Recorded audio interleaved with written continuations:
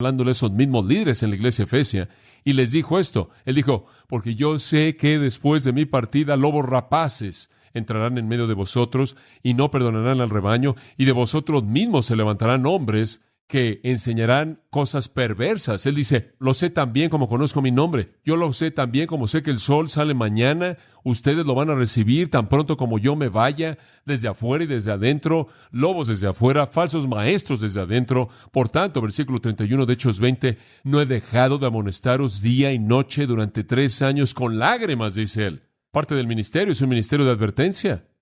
Cuando Dios nos ha bendecido como lo ha hecho, cuando Dios ha multiplicado su audiencia como Él lo ha hecho, y Dios nos está usando para abrir una brecha en medio de este mundo malo, entonces, créame, Satanás va a venir detrás de nosotros.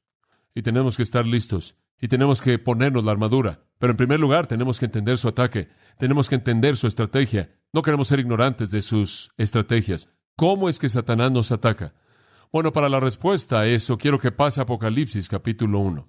¿Sabe una cosa? Me pasó algo interesante una vez. Entré a un cuarto, una oficina. Me llamaron en donde estaba una niña llena de demonios, y los demonios tenían todo tipo de voces. Usaban su boca y demás para hablar, pero las voces no eran la de ella. Y era algo sorprendente porque algo terrible estaba pasando en esta oficina. Esta niña había volteado un escritorio y estaba destrozando cosas. Y cuando entré en la puerta, de pronto ella le pegó a la silla y simplemente me vio aterrada. Y en una voz que no era de ella, porque yo conocía la voz de ella, la voz dijo, sáquenlo. Él no, sáquenlo. Y mi reacción a eso es que me emocionó, porque a mí me dio gusto que esos demonios sabían de qué lado estaba yo. Ellos saben, créame, me conocen a mí y conocen esta iglesia y saben lo que Dios está haciendo aquí.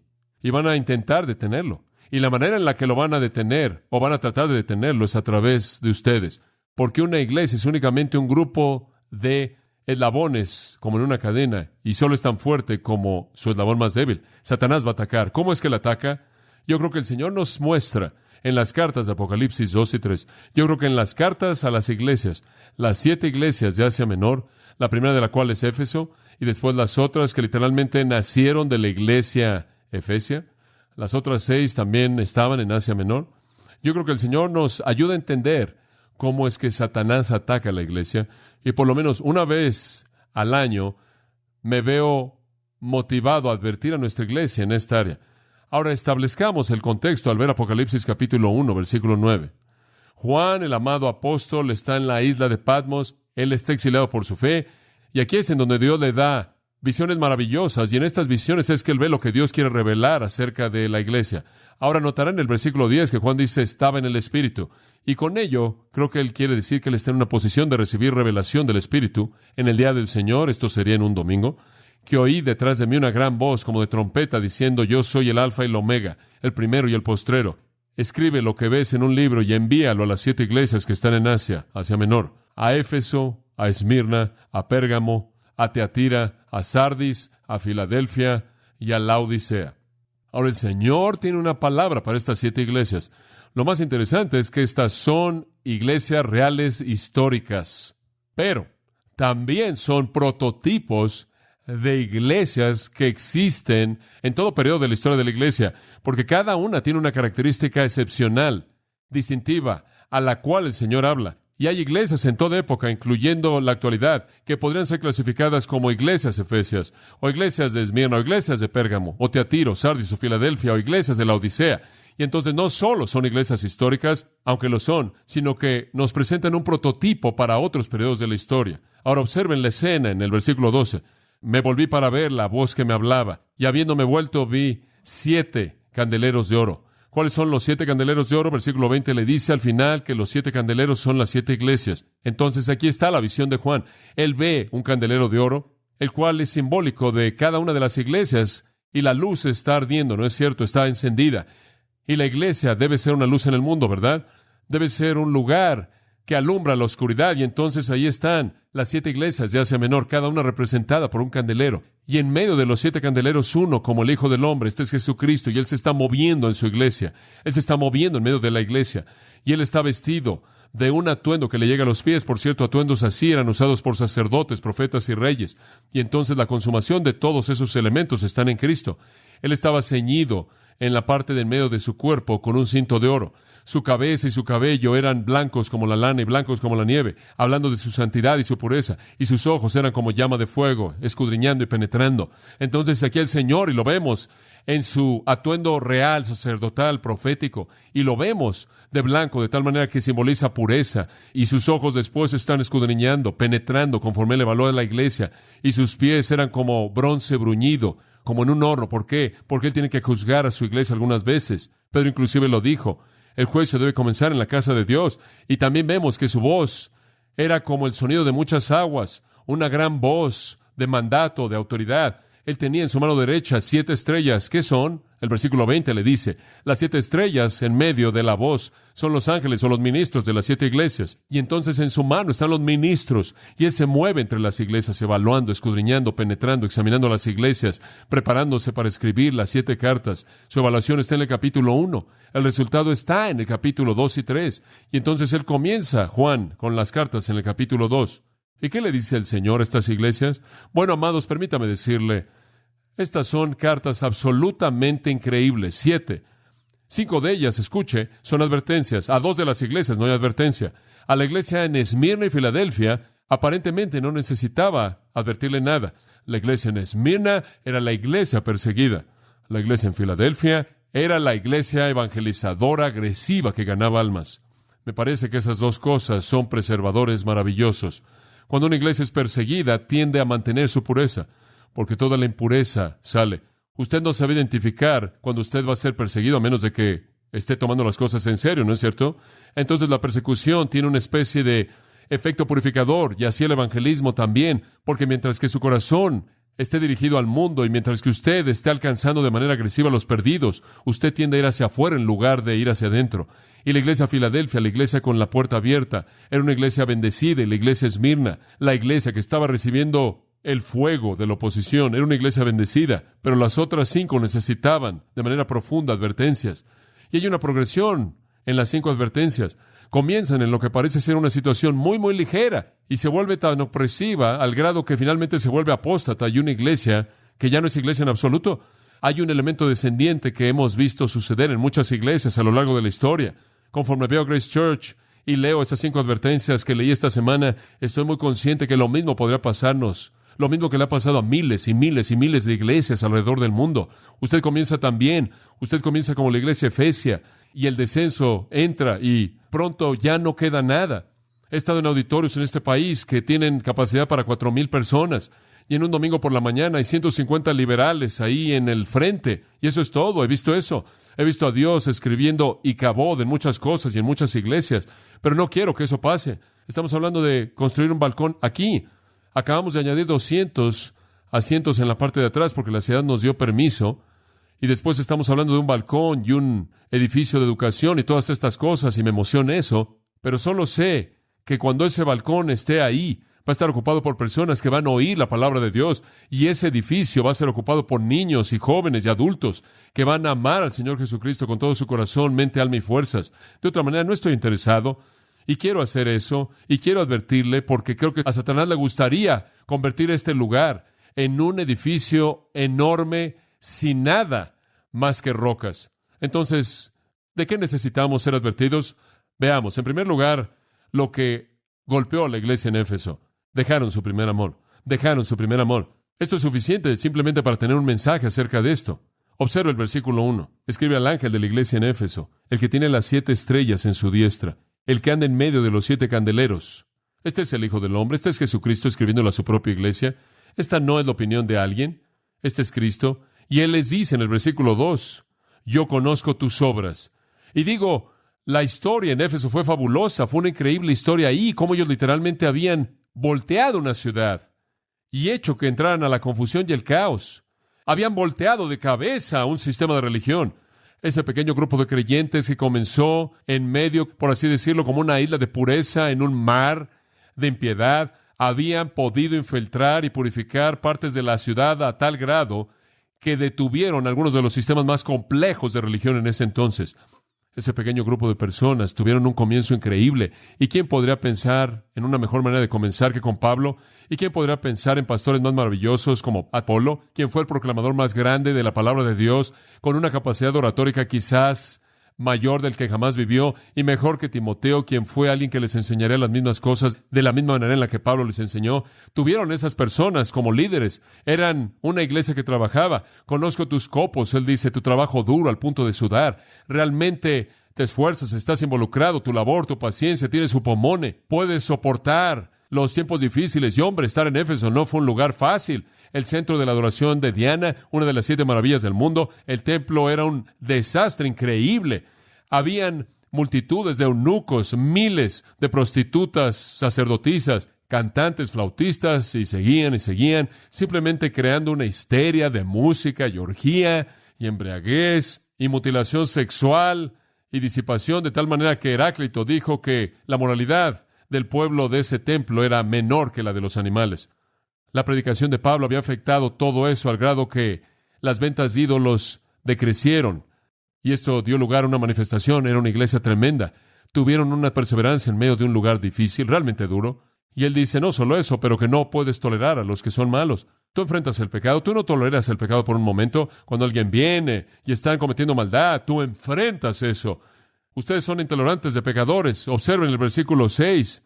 Pero tienes esto, que aborreces las obras de los nicolaítas, las cuales yo también aborrezco. Y los nicolaítas aparentemente resultaron a partir de un individuo llamado Nicolás, quien era un hombre que promovía la inmoralidad sexual. Alguien dijo de Nicolás, él se entregó a sí mismo al placer como una cabra. Fuera lo que fuera, y realmente no estamos seguros, parece haber venido de eso. Sabemos que tiene que ver con un tipo de conducta de lujuria inmoral, malo, de fornicación. Y él dice, ustedes odian eso. Ustedes tienen obras, están trabajando, son pacientes, no toleran el pecado. Y el versículo 2 dice, inclusive prueban a aquellos que dicen que son apóstoles y no lo son. En otras palabras, enfrentan a los falsos maestros, tienen un estándar bíblico, tienen una declaración de fe, tienen una teología y evalúan a los hombres con ella. Son sólidos doctrinalmente, están enfrentando el pecado, están trabajando duro. Hombre, se oye como una gran iglesia. Dice en el versículo 3, repitiendo, han soportado cosas en el pasado y han salido bien y tienen paciencia y han perseverado por causa de mi nombre y han trabajado. Escuche, ese es el mayor motivo por lo que cualquier cristiano hace. Por mi causa. La gloria de Dios era su motivo, el motivo más elevado en todo el universo. Inclusive tuvieron el motivo correcto ustedes. Estaban sirviendo mi gloria, mi nombre, y laboraron y no desmayaron. ¡Qué gran iglesia! Doctrinalmente sólida, ocupados, desenmascarando a los falsos maestros, disciplinando a los que estaban pecando. Realmente eran una iglesia completa, pero tuvieron una falla fatal. Y usted regresa al versículo 14 del capítulo 1, y usted ve que los ojos de Cristo son como llama de fuego, escudriñan y penetran, y los ojos penetrantes escudriñadores de Jesucristo encontraron una falla fatal en el versículo 4. Pero tengo contra ti que has dejado tu primer amor. Esta es la iglesia en donde el amor murió. Ortodoxia, actividad, sin amor. Cuando lo leyeron, debió haberles sacudido como un relámpago, porque nadie cree que ama a Dios tanto como los ortodoxos, los fundamentales, los evangélicos. Sin embargo, su definición del amor no era la de Dios. Perdieron lo elemental que Jesús le dijo a Pedro 3 veces. Pedro, antes de que te pida que alimentes a mis abejas, tengo que preguntarte algo más. Pedro, ¿me amas? Pedro, ¿me amas? Pedro, ¿me amas? Si dice sí, entonces alimenta a mis ovejas. ¿Por qué? Porque no puede usted ser eficaz para Dios fuera de amar al Señor con todo su corazón, mente, alma y fuerzas. Y sabe una cosa, puedo ver este problema potencial en Grace Church. Tenemos tanto, estamos tan involucrados en tanto, que se vuelve tan fácil para nosotros quitar nuestro enfoque de la personalidad de Jesucristo. Perdemos el amor y de pronto estamos satisfechos con la actividad. Así no debe ser. Esta es una de las más grandes iglesias en toda la historia. Sin embargo, los ojos penetrantes del Señor hallaron esta falla fatal. Habían convertido sus corazones ardientes por ortodoxia fría. Se estaban volviendo aquellos que simplemente cumplían con un ministerio muy bíblico. Simplemente no había ninguna pasión ahí. Y quiero advertirle acerca de eso y advierto a mi propio corazón, desde los ancianos hasta el personal pastoral, hasta aquellos que nos están visitando. Si llegamos al lugar en donde lo que hacemos es una presentación de ortodoxia sin amor, ese es el paso 1 y Satanás ha entrado. Y usted ni siquiera quiere saber cuál es el resto de los pasos, pero van a saberlo. Cuando usted llega al punto en el que la luna de miel termina y usted no hace lo que hace a partir de un amor abrumador hacia Jesucristo, usted está en problemas serios. Observe su propia vida. ¿Acaso el entusiasmo por Cristo está ahí o se ha ido la emoción? Es una descripción apropiada de su vida cristiana el decir, bueno, nada más lo hago por hacerlo. No tengo el mismo amor que solía tener. Si usted ama algo en este mundo más de lo que ama Jesucristo, usted ha perdido su primer amor. A usted mismo, su familia, su recreación, su dinero, el éxito, lo que sea, lo ha perdido. Si la luna de miel se acabó en su vida como terminó en Éfeso, estamos en problemas serios, problemas serios. Si usted está sirviendo al Señor Jesucristo en esta iglesia como un desempeño, como una actuación ortodoxa en lugar de que sea una pasión de amor hacia Él, entonces usted lo ha perdido. Usted lo ha perdido en su totalidad. Dice usted, bueno, ¿qué hago si me siento así? Versículo 5, 3 cosas. Acuérdese. Es sorprendente. El desvío espiritual normalmente viene por olvidar. El desvío espiritual normalmente viene por olvidar. Y entonces Él dice, acuérdate. ¿Te olvidaste cómo solía ser? Acuérdate cómo era antes de que tu amor se enfriara. Acuérdate de esa calidez y el fuego y el gozo y esa emoción. Acuérdate. En segundo lugar, arrepiéntete. Acuérdate, por tanto, de dónde has caído y arrepiéntete. Es una caída, usted sabe. No amar al Señor su Dios con todo su corazón, alma, mente y fuerzas, y a su prójimo como a sí mismo. No tener ese primer amor hacia Él y hacia otros. No tener ese primer amor es una caída de la cual usted debe arrepentirse. Escuche, si la primera reacción que usted tiene hacia un creyente es cualquier cosa que no sea amor, usted ha perdido su primer amor. Si la primera reacción que usted tiene hacia Jesucristo es algo menos que amor total, usted ha perdido su primer amor y necesita arrepentirse. Y después Él dice una tercera cosa. Acuérdate, arrepiéntete y repite. Y haz las primeras obras. Regresa como solía ser. Si es un servicio frío, mecánico en ortodoxia, regresa a donde todo comenzó. Regresa a tu rodilla, regresa al libro, regresa a testificar. Regresa a la comunión, regresa a la oración, regresa a compartir y alabar al Señor. Mantente cerca del fuego. Eso es lo que Él está diciendo. ¿Sabe lo que pasó en Éfeso? No lo hicieron. No recordaron y no se arrepintieron y no repitieron. Y entonces lo que dice en el versículo 5 sucedió. Pues si no, vendré pronto y quitaré tu candelero de su lugar, a menos de que te arrepientas. La iglesia en Éfeso murió, dejó de existir. Gran iglesia evangélica, ortodoxa, histórica, monumental, dejó de existir porque perdió su primer amor. Hay un segundo elemento del que tenemos que estar conscientes. Versículo 12 del capítulo 2.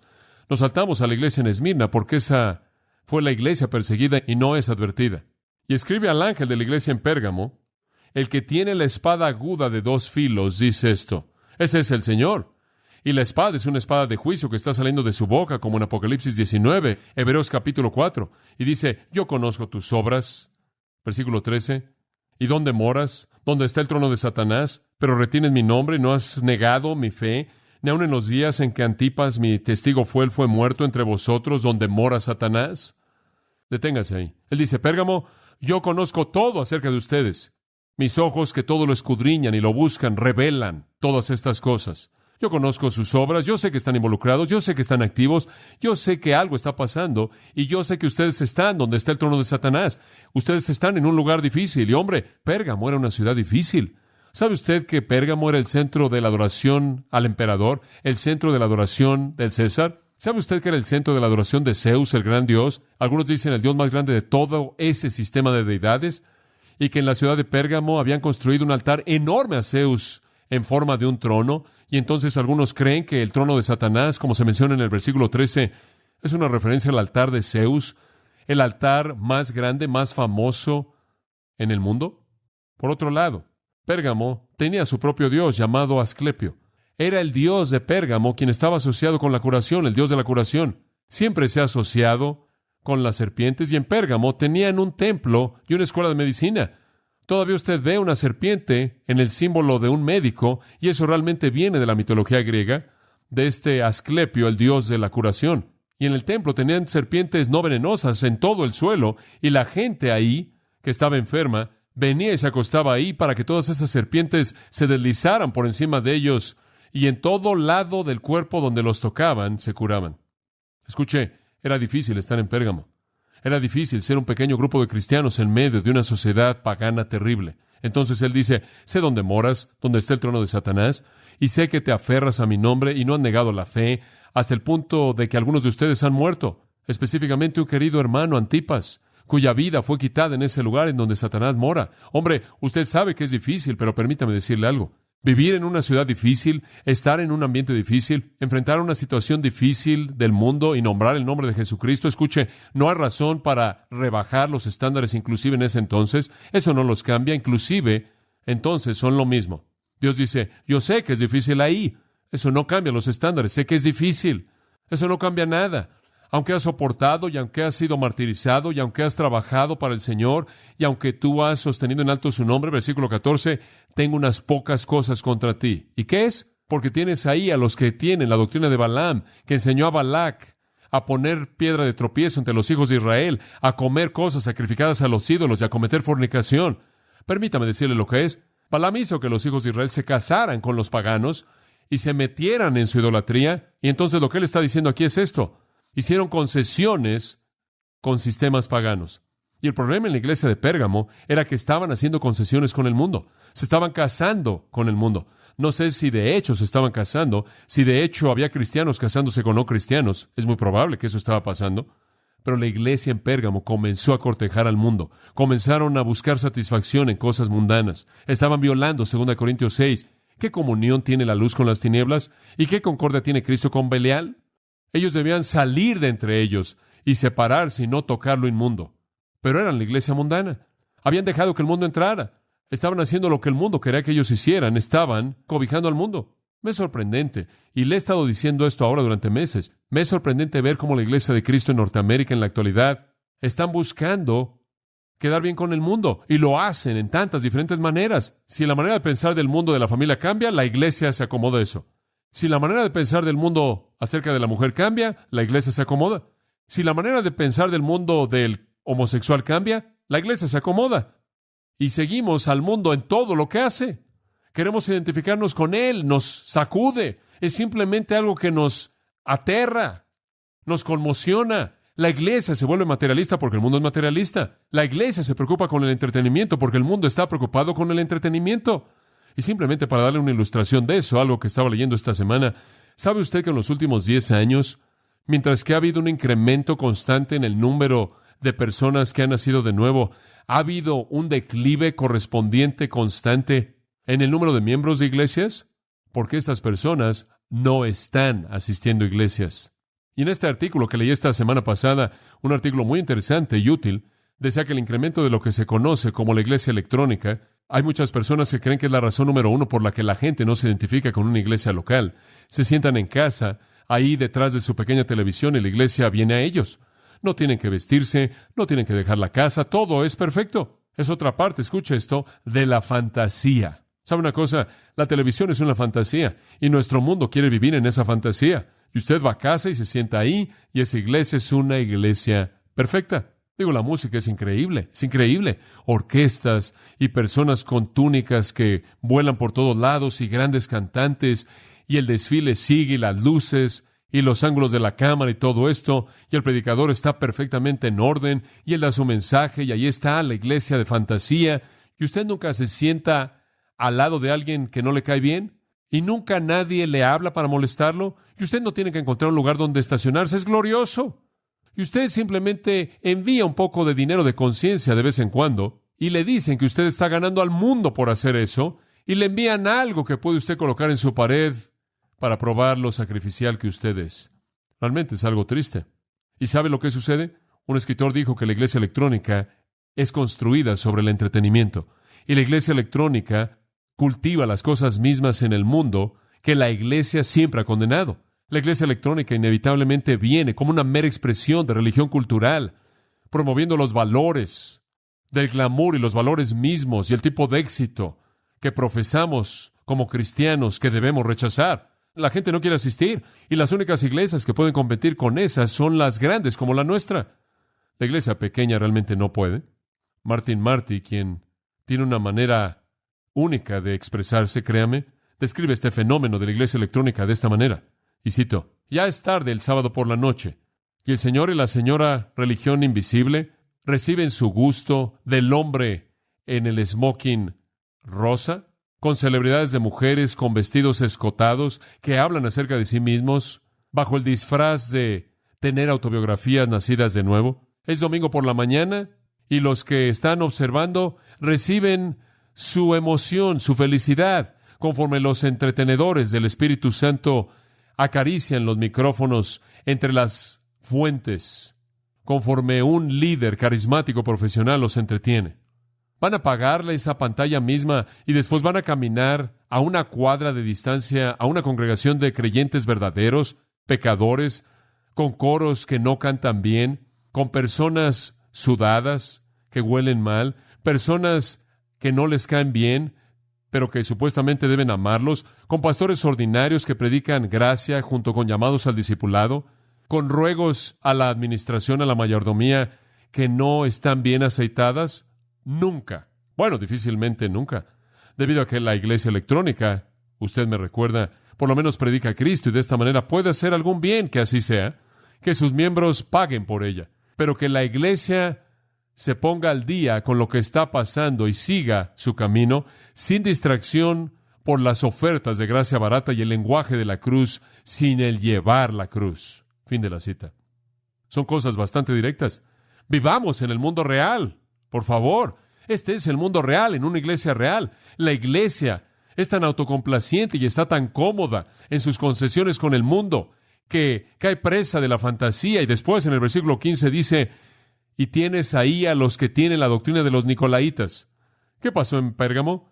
Pérgamo decidió que podía bailar un vals con el mundo. Pérgamo decidió que podía cortejar al mundo. Podían atraer al mundo un poco y hacer un poco de lo del mundo, a la manera del mundo, y permitir que algo de inmoralidad en el versículo 15 entrara, y estarían bien. Un anciano me dijo que 2 ancianos y sus esposas intercambiaron esposas en la iglesia y que eso estaba en el pasado. Pensaron que no debían hacer nada por eso. Podría molestar a la congregación. La iglesia tolera el pecado y en cierta manera hace concesiones un poco. Oh, el mensaje es todavía el mismo y predicamos a Cristo. Sin embargo, las concesiones comienzan a comerse a la iglesia como termitas en el cimiento, y entonces él dice en el versículo 16, arrepiéntete, no sea que yo venga a ti rápidamente y pelee contra ellos con la espada de mi boca. Escuche, ¿sabe cómo es que Satanás ataca una iglesia? En primer lugar, es muy sutil. Perdemos nuestro primer amor y después de pronto comenzamos a hacer concesiones con el mundo, porque lo más fácil que lo va a llevar usted a las concesiones es una falta de amor hacia Dios. Si usted realmente ama a Dios y usted ama al Señor Jesucristo con todo su corazón, mente, alma y fuerzas, usted va a desear sobre cualquier otra cosa mantener su honra absoluta, ¿verdad? Y para hacer eso usted no puede hacer concesiones con el sistema, pero tan pronto como usted comienza a enfriar su amor, entonces se vuelve más fácil caer en la trampa del sistema. Por cierto, si usted va a amar algo, y si no es Dios, va a terminar amando lo que está a su alrededor. Hay una tercera iglesia que quiero mencionarle, la iglesia en Teatira, versículo 18. Escribe al ángel de la iglesia en Teatira, y al ángel de la iglesia en Teatira escribe: estas cosas dice el Hijo de Dios, el que tiene los ojos como llama de fuego, y sus pies son como bronce bruñido. Él está escudriñando, penetrando y llegando en juicio, y esto se oye también. Yo conozco tus obras y tu amor y servicio y fe y tu paciencia y tus obras, y que los postreros son más que los primeros. Estás inclusive volviéndote mejor en esto. Ahora, aquí hay una iglesia que realmente está trabajando. Hombres están activos y realmente están esforzándose. Si la iglesia en Pérgamo se casó con el mundo, la iglesia en Teatira está celebrando sus aniversarios.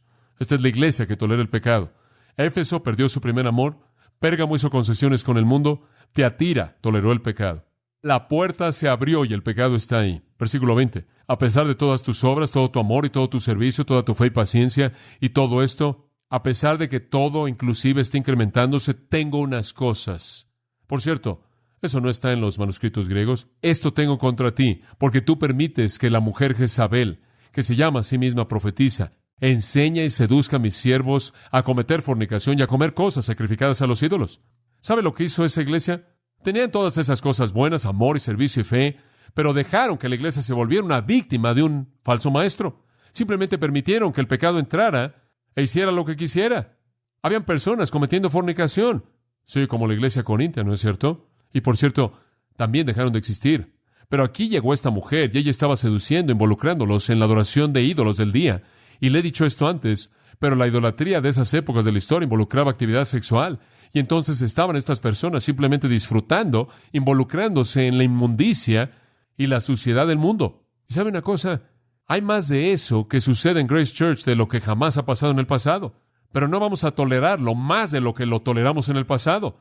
Es un día raro cuando usted tiene una pareja que viene a pedir consejería prematrimonial y usted les pregunta, ¿se han acostado? Y ellos dicen no. Y se está volviendo algo raro. ¿Es esto algo que les sorprende? Se está volviendo algo raro.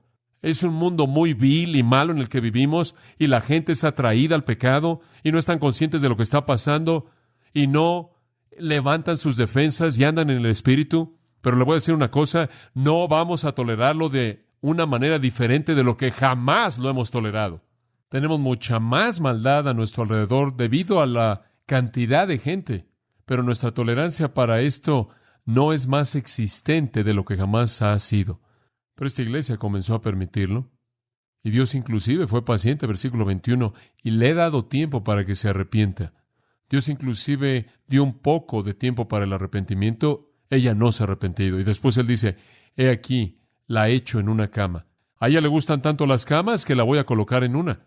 Ella quiere cometer fornicación, la voy a colocar en una situación de fornicación. Y el versículo 23 dice que será una cama de muerte. Voy a matar a sus hijos con muerte. Eso es lo que voy a hacer. Hayan sido quienes hayan sido las personas que escucharon a esta Jezabel, son designadas como sus hijos. Y Él dice, voy a matar a sus hijos con muerte. Va a ser una cama de muerte. Los voy a colocar en la cama, en una cama de muerte. Y las iglesias verán y dirán, yo soy el que escudriña las mentes y los corazones, y daré a cada uno según sus obras. Escuche, el Señor juzgará esta iglesia, amados. ¿No cree usted que puede ser un creyente y salirse y deshacerse de Dios en su disciplina? En absoluto. La cama de vicio va a ser intercambiada por una cama de muerte. Debido a que han cometido adulterio, versículo 22 dice, ¿por qué? Porque el creyente está casado con Cristo. Y estar jugando con los ídolos y la actividad sexual es una forma de adulterio. Y quiero decirle, le dice a la iglesia que tolera el pecado, más vale que te arrepientas, más vale que des la vuelta.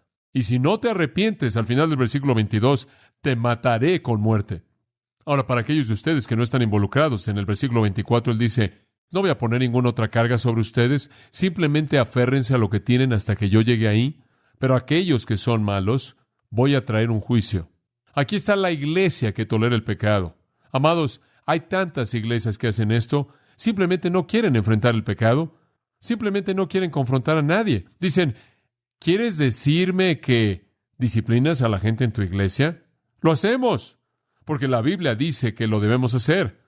O no queremos meternos en nada de eso, porque podríamos, y están tolerando el pecado, haciendo concesiones con el mundo. Y simplemente desciende. Usted comienza con una pérdida de amor y después, poco después, cuando usted ya no ama al Señor, está dispuesto a hacer concesiones. Usted hace un poco de concesiones y poco después su concesión se convierte en una tolerancia y el pecado inunda la iglesia y usted va de ese tipo de situación en Tiatira al siguiente capítulo. Versículo 1, usted está en la iglesia de Sardis y esta es una iglesia que está contenta con los programas. De pronto la vida ya no está ahí. Una iglesia que tolera el pecado se convierte en una iglesia degenerada, muerta. Y Él dice, conozco tus obras, versículo 1, que tienes un nombre de que estás vivo, pero estás muerto. Una iglesia muerta, un cadáver. ¿Sabe usted que Sardis fue una de las más grandes ciudades en el mundo antiguo? De hecho, su rey más grande se llamaba Croeso.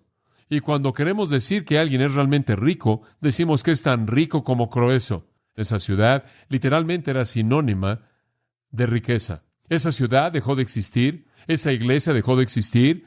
La iglesia, debido a que era una iglesia degenerada, muerta, simplemente había unas cuantas cosas ahí. Versículo 2, vela, fortalece las cosas que quedan, que están a punto de morir.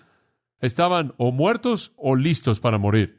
Lo único que les quedaba era la forma, como la rima de un marinero antiguo, cadáveres que están a cargo de el barco. Hombres muertos jalan los remos y hombres muertos son los que giran el timón. Esto estaba funcionando, nada más que todo el mundo estaba muerto. Esto es cuando la iglesia se vuelve un grupo de actividades, una serie o programas. Usted tiene sus clases y tiene sus pequeños grupos y tiene sus actividades para los niños y para los jóvenes y para los adultos y todo el mundo está muy ocupado. Y la flota está marchando y la gente está viniendo, nada más que no hay vida ahí. Dios no está ahí. Y Cabod está escrito, la gloria ha partido. Y la secuencia es fácil de ver. Usted pierde su primer amor, una pérdida de ese primer amor consumidor, apasionado, y usted comienza a hacer concesiones con el mundo. Usted hace concesiones con el mundo y el pecado entra. Y usted comienza a ceder al pecado y a tolerarlo. Y cuando el pecado se apodera de manera total de la iglesia, entonces la vida espiritual es sofocada. Y lo que usted tiene es una iglesia muerta. Como Sansón, usted está moviéndose, nada más que no tiene nada de fortaleza. Usted es una víctima. Y entonces él dice en el versículo 3, acuérdate, por tanto, de lo que has recibido y oído, y aférrate y arrepiéntete. Si por lo tanto tú no velas, vendré sobre ti como ladrón en la noche, y no sabrás a qué hora vendré sobre ti. Oh, él dice, hay unos cuantos nombres en Sardis que no han contaminado sus atuendos, y van a caminar conmigo en blanco porque son dignos. Todavía había unos pocos. Esta iglesia apenas estaba sobreviviendo. Unas cuantas cosas que están muriendo y unas cuantas cosas que quedan. Comenzó en Éfeso, una iglesia tremenda. Comenzó a perder su primer amor. Y ahora hemos descendido. Unos cuantos quedan, y así es la espiral descendiente. Unos cuantos quedan, cuyas vestimentas son blancas, unos cuantos. ¿Sabe cuál es el siguiente paso? El siguiente paso en el descenso de la iglesia viene conforme Satanás ataca en su golpe final en el versículo 14 del capítulo 3, la iglesia de la Odisea. Nuestro Señor advierte a la iglesia que deja su primer amor, la iglesia que hace concesiones con el mundo, la iglesia que tolera el pecado, la iglesia que está satisfecha con sus formas y sus rituales y su organización y sus programas. Y finalmente, Él advierte a la iglesia que es la iglesia apóstata, la iglesia que ya no es iglesia en absoluto, la Odisea. Al ángel de la iglesia que está en la Odisea escribe, esto dice el amén, el fiel, el testigo verdadero, el principio de la creación de Dios. Yo conozco tus obras, que tú no eres ni frío ni caliente. Preferiría que fueras frío o caliente. Y lo que nuestro Señor quiere decir aquí es, frío quiere decir indiferente al Evangelio, no salvo y no interesado, simplemente ni siquiera preocupado. No hipócrita, no hay pretensión en absoluto, alguien no salvo, no se mueve, alguien que no está interesado. Preferiría que fueras así o que fueras caliente, un creyente salvo, redimido, pero no eres ni frío ni caliente, eres tibio, y eso es lo peor de todo. Eso es jugar al cristianismo. Esa es la hipocresía que le causa náuseas a Cristo, y Él dice, porque eres tibio y ni eres frío ni caliente, te vomitaré de mi boca. Al frío, Él le predica a través de sus mensajeros. Al caliente, Él lo abraza en su seno. Al tibio, Él lo vomita de su boca. Son hipócritas, y esta es la iglesia hipócrita, la iglesia farsante, la iglesia que no es iglesia. Y este es el liberalismo en la actualidad. Esto es lo que tenemos en el mundo en la actualidad, bajo la apariencia de cristianismo que niegan la Biblia, niega la deidad de Jesucristo, niega todas las grandes verdades de la fe cristiana, y sin embargo dicen que son iglesias cristianas. Esta es la iglesia de los humanistas, y cuando usted les pregunta, cuéntame de tu iglesia, dicen lo que no es. Bueno, estamos viendo la palabra de Dios prevalecer. Estamos viendo a personas redimidas. Estamos viendo a Dios tocando vidas. No, dicen, yo soy rico y tengo mucho y no tengo necesidad de nada. Obsérvanos. Somos exitosos. Tenemos una gran organización y tenemos mucho dinero. Son las iglesias enormes alrededor del mundo, grandes denominaciones, sistemas religiosos masivos que se encuentran en esta categoría. Tienen todo el dinero y toda la apariencia, pero son apóstatas y serán vomitados de la boca del Señor. Él les dice en el versículo 17, no sabes que eres miserable, pobre, ciego y desnudo. Te aconsejo que compres de mí oro probado en el fuego, para que seas rico, y atuendos blancos, para que seas vestido, y la vergüenza de tu desnudez sea cubierta, y unjas tus ojos, para que puedas ver. Para que puedas ver. Entonces Él realmente les está diciendo, no creo que te has evaluado de manera apropiada. Y Él dice, a tantos como yo fileo, a tantos como yo fileo, a tantos como yo busco en preocupación profunda, yo reprendo y castigo. Sé celoso, por tanto, y arrepiéntete. Ahora, ¿qué es de lo que ve que nuestro Señor Jesucristo nos advierte? La iglesia puede descender al foso de la apostasía.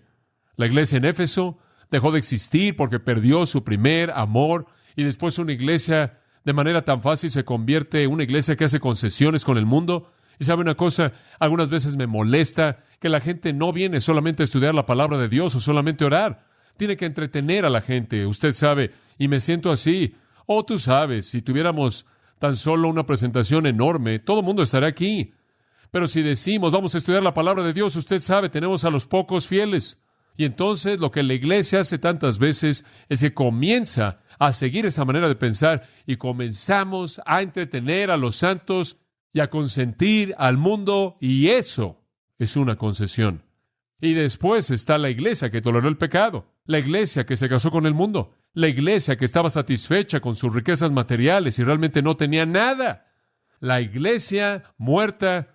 Todas estas cosas son los ataques de Satanás. Y amados, también hay preservadores aquí. Una es ser la iglesia de Filadelfia. Esta es la iglesia de Filadelfia, versículo 7 del capítulo 3. Estas cosas dice el que es santo, el que es verdadero, el que tiene la llave de David, el que abre y ningún hombre cierra, el que cierra y ningún hombre abre. Yo conozco tus obras, he aquí, he puesto ante ti una puerta abierta y ningún hombre puede cerrarla.